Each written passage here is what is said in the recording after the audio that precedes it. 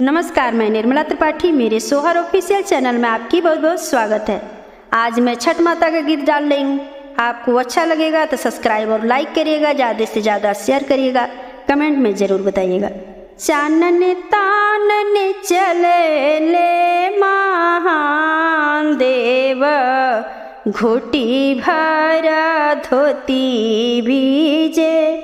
चानन तानन चले ले महादेव, घोटी भरा धोती भीजे। भिजता ता धोती मोरा भीजे, देवू चानन मोरा नाई भीजे। भिजता ता धोती मोरा भीजे, देवू चानन मोरा नाई भीजे। कोसी भरे चलली गबूरा देई, सवा लाख के साड़ी भीजे। कोसी भर चलली गबूरा देई, सवा लाख के साड़ी भीजे। भिजता ता साड़ी मोरा भीजे, देव कोसी मोरा नाई भीजे।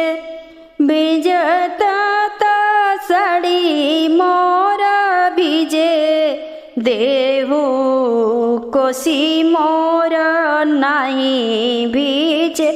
गरजी गरजी देवारी माँ झीमा बरसे, पनिया के बूंद टपके पगिया ऊपर से।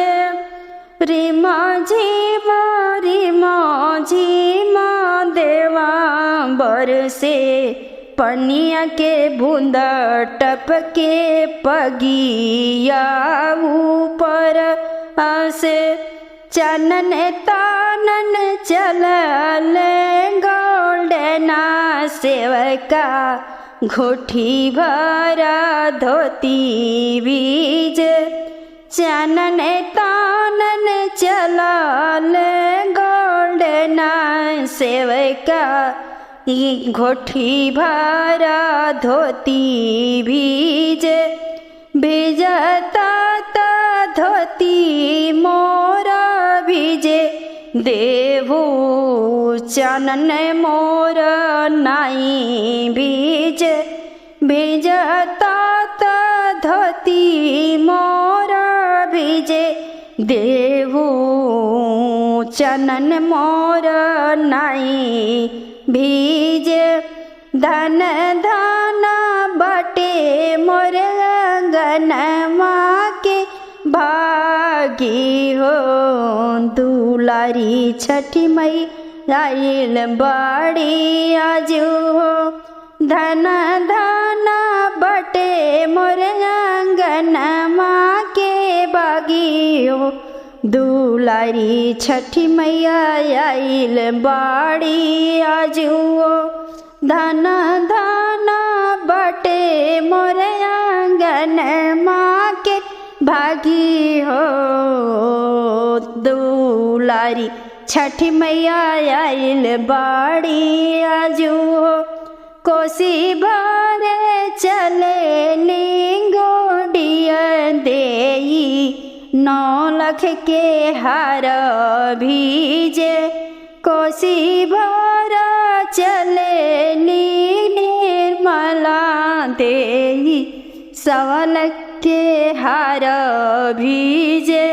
भिजता ता सारा मोरा भीजे, देवू कोसी मोरे नाई भीजे। भिजता ता हारा मोरा भीजे, देवू कोसी मोरे नाई भीजे।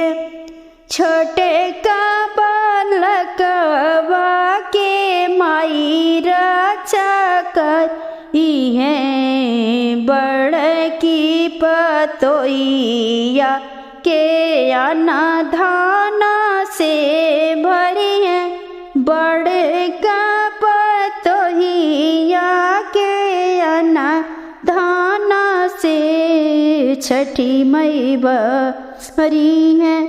नन्हे का बालकवा के माई रचक इहे बड़ की तिवैया के अनाधन से भरी है।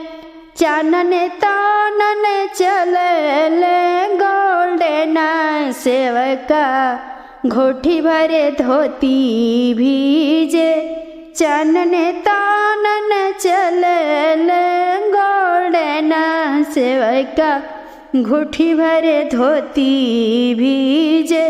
भीजता ता धोती मोरा भीजे, देहू कोसी मोरे नाई भीजे। भीजता ता धोती मोरा भीजे, देवू चानन मोरा नाई भीजे। कोसी भरा चलली उनके हे मैया, सवल के हार भीजे। भीजता ता भीजे देहुआर, कोसी मोरा नहीं भीजे। भीजता ता हार मोरा भीजे, देहू कोसी मोरे नाई भीजे।